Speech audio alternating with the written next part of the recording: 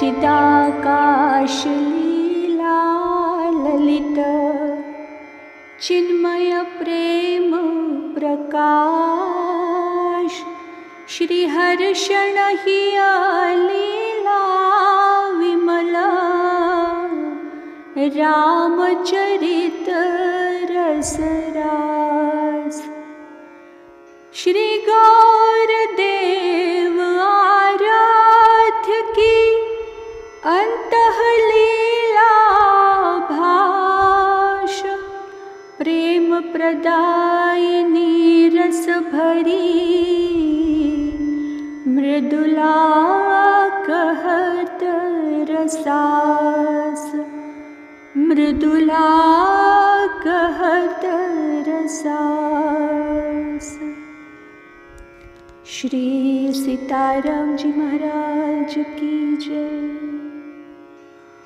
अनंत श्री विभूषित हमारे सद्गुरुदेव भगवान श्रीमद् राम हर्षणदास जी महाराज जी ने हम सब अपने आश्रित जनों के कल्याण, आत्मचिंतन व कालक्षेप हेतु अपने चित्त रूपी गगन में उदित श्री सीताराम जी की चिन्मयी लीलाओं का वर्णन अपनी असमूर्ध्व कृति चिदाकाश की चिन्मयी लीला में किया है, जिसका पठन पाठन व स्मरण चिंतन अध्यात्म प्राप्ति की हेतुभूता है। उपरोक्त ग्रंथ की क्रमशः वाक सेवा प्रस्तुत की जा रही है। आइए हम आज की लीला में प्रवेश करते हैं। उभय ओर की सुरम्य पर्वत श्रेणियों के मध्य परम पावन भूमि भाग में उदरस्थ पाषाण खंडों से टकरा टकरा कर कल कल नाद करती हुई मंदाकिनी की तीव्रतम धवल धारा मुनियों एवं सुगंधित शरीर वाली सुर सुंदरियों को भी अपने में अवगाहन कराने के लिए मात्र आकर्षण ही नहीं कर रही थी, अपितु बाध्य करके उनके मन में स्व संयोग के सुख से नंदन वन विहारादि सुखों से उपरति उत्पन्न कर रही थी। चतुर्दिक मंदाकिनी की लोनी लहरों से टक्कर खाती हुई एक ऊंची लंबी चौड़ी विशाल विस्तार वाली स्फटिक मणि की शिला का दिव्य दर्शन देवताओं के भी मन को मुग्ध कर बाध्य कर देता था उसमें बैठने के लिए। उन्हें सुरम्य सुंदर शिलापुत्री को अपने अंक में लेकर स्नान सा करा रही थी मंदाकिनी जी। किलोल देखते ही बनता था मछलियों का मंदाकिनी में, जैसे घर के भीतरी प्रांगण में छोटे छोटे बच्चे क्रीड़ासक्त होकर इधर उधर दौड़ लगाती हों माँ की देखरेख में। प्रवहिता के युगल पुलीन का वन प्रदेश आत्मरमणकों को भी अपनी रमणीयता से आकर्षित कर अपने में रमण करने के लिए उल्लसित बनाने में सक्षम हो रहा था। आहा, वन्य पुष्पों की सुगंध सुरलोक तक पहुंचकर सुंदर शरीर वाली सुंदरियों को भी गंधोन्मादित बनाकर अपने देश में विहार करने के लिए उनके मन को ललचीला बना रही थी। भ्रमर पंक्तियों का गुंजार करते हुए पुष्पों पर मंडराना तो रसिकों के हृदय में रस का संचार सर्वभावेन करने का कला कौशल्य था। कोकिल की प्यारी प्यारी मीठी मीठी कुहू कुहू की कोमल कंठी ध्वनि अपने रसीले राग से सबको रससिक्त कर रही थी। मयूरों का मनमोहक रूप लावण्य एवं पंख फैलाकर उनका नृत्य करना दृष्टा के दृगों को अपलक कर मन को अपनी ओर आकर्षित करने में पूर्ण सक्षम हो रहा था। पपीहा को कहना ही क्या, वह तो पिया पिया की बोली बोलकर प्रेयस प्रेयसी में प्रेमोन्माद की दशा उपस्थित कर उन्हें दो से एक बनाने में समर्थशाली सिद्ध हो रहा था।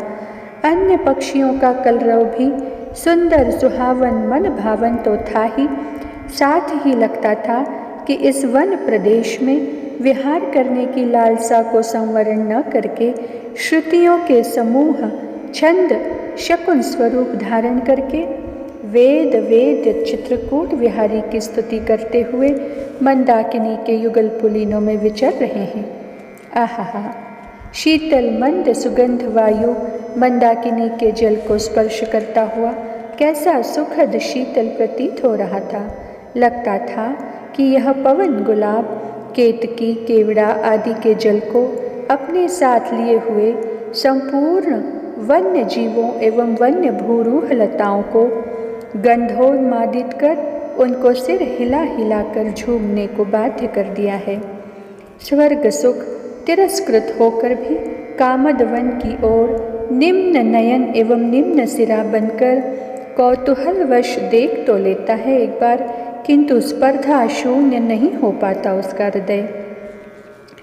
यह असमोर्ध्व अलौकिक दृश्य दासी ने ध्यानावस्था में चिदाकाश की भीति पर अंकित स्पष्ट रूपेण अंतर्दृष्टि से दर्शन किया है जीवन धन। लक्ष्मी निधि वल्लभा ने कहा, अहो दिव्य दृष्टि से दिव्य दृश्य का दर्शन करने वाली हमारी प्राण वल्लभा का अंतःकरण परम विशुद्ध अहम शून्य हो गया है। अतएव अहम संबंधी झंझावात चित्त के प्रदेश में न उठना स्वाभाविक है। अतः चिदाकाश में अप्राकृत दृश्यों का दर्शन हमारी भगिनी की भाभी को सहजतया हो जाए तो इसमें आश्चर्य। हाँ, आगे और कौन से दृश्य के दर्शन को अपनी दृष्टि का विषय बनाया है आपने? उक्त शुभ्र स्फटिक शिला के पीठ पर आसनासीन तपस्वी वेश अपने ननंद नंदोई का दर्शन अंतर चक्षुओं को अतिशयानंद की अनुभूति कराने वाला रहा। प्राणनाथ, आप श्री की अनुजा एवं अनुजापति श्री रामभद्र उपरोक्त दृश्यों का दर्शन कर करके अयोध्या के राज सुख को नगण्य समझकर चित्रकूट के वैभवानंद की चर्चा में तल्लीन थे। अयोध्या के राज सिंहासन से अतीतानंद को प्रदान करने वाला यह स्फटिक शिला का सर्वोच्च आसन है। प्रिय, लोक सिंहासन से राग द्वेष विवर्धक एवं लोक वेद के अधीन है, किंतु चित्रकूट का आसन राग द्वेष के जननी जनक यानी अहम मम का विनाशक और लोक वेद के पार हो जाने का पथ प्रदर्शक है। यह आत्मा को स्पर्श करता है और वह देह को स्पर्श करता है। यह अमृत है, वह मृत है। यह प्रकाश स्वरूप है, वह तमसा छन्न है। यह अविनाशी, वह विनाशशील है। यह भूमा, वह अल्प है। यह अनंत है, वह शांत है। अतएव जनक प्रसूता वैदेही के चित्त में अयोध्या के राज्य वैभव की स्मृति का उदय न होना स्वाभाविक है। कौशल्यानंद वर्धन जू ने सुनैनानंद वर्धिनी जू से कहा, मेरे हृदयानंद वर्धन रसिकेश्वर रसराज जहाँ हैं वहाँ ही परमानंद का साकार स्वरूप अनुभूति का विषय बनता है। प्राणनाथ, अन्यत्र तो त्रिताप की ज्वाला जगत जीवों के जलाने के लिए धू धू करके निरंतर जलती ही रहती है। अतएव जहाँ सर्वभूत हितकारी सर्व हृदय सम्राट सर्वेश्वर रमयतांबर रघुकुल शिरोमणि जानकी के जीवन धन है, वहाँ ही अयोध्या एवं महावैकुंठ है। अस्तु, वहाँ ही साकेत सुषमा सर्वभावेन संप्रतिष्ठित है जीवन धन।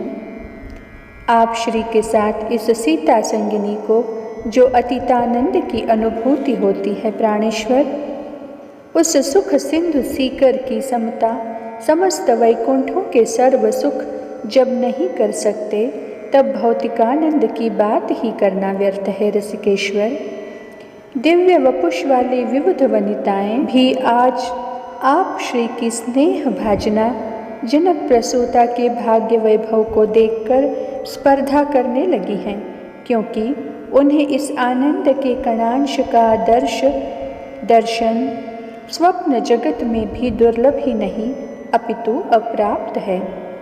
प्रेम पंडिते, प्राणेश्वरी के दर्शन स्पर्श एवं प्रेम की उच्चतम स्थिति में स्थित दासीवत कैंकर्य प्रक्रिया से जो परमानंद प्राप्त है कौशल नरेश के कुमार को, उस परम एकांतिक सच्चे सुख ने अयोध्या के राजवैभवीय सुख को विस्मृति के गर्त में निक्षेप कर दिया है।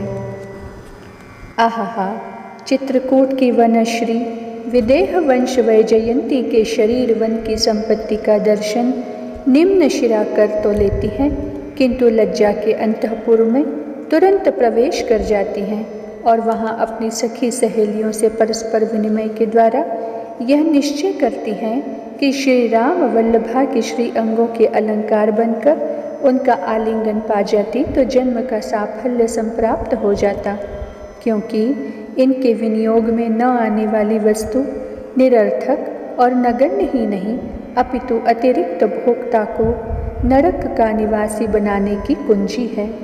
अस्तु, एक कमनीय कामना हृदय प्रदेश में उद्भूत होकर सुख स्वरूप को सुखानुभूति करने की प्रेरणा दे रही है। वह यह है कि इस वन प्रदेश के मनोज्ञ नेत्र प्रिय सुंदर सुगंधित पुष्पों को चुनकर अपनी प्राण वल्लभा के श्री अंगों में आभूषित करने के लिए नखशिखांत आभूषणों का स्वयं निर्माण करूं, जो कला कौशल्य के अप्रतिम दर्शनीय दृष्टांत का प्रत्यक्ष प्रमाण हो। प्रिय अहो आनंद आनंद, अपनी वल्लभा के वल्लभ स्वकर से निर्मित सुमन सुसज्जित सुंदर सुगंधित आभूषणों को अपने ही पाणि पंकजों से हृदयेश्वरी के अंग प्रत्यंग में धारण कराकर जिस सुख की अनुभूति करेंगे वे उस सुख के कणांश का अनुभव उनको छोड़कर किसी के अनुभव का विषय स्वप्न में भी न बनेगा। प्रिय, रघुनंदन राम ने कहा। प्यारे, अपनी प्रियतमा को सर्वभावेन अयोध्या मिथिला से विशिष्ट एवं विलक्षण आनंद देने के लिए कितने उपायों का अवलंबन लेते रहे हैं आप। धन्य है रसिकराय की रस प्रदायिनी प्रेममयी प्रक्रिया को। रसिकाधिराज रघुनंदन जो की सदा जय हो, सदा जय हो। आज की लीला को वाणी यहीं विराम देती है। कल हम इसी लीला को आगे बढ़ाएंगे। श्री मिथिला विहारी विहारिणी जो सरकार की जय। श्री लाडली लाल की जय हो।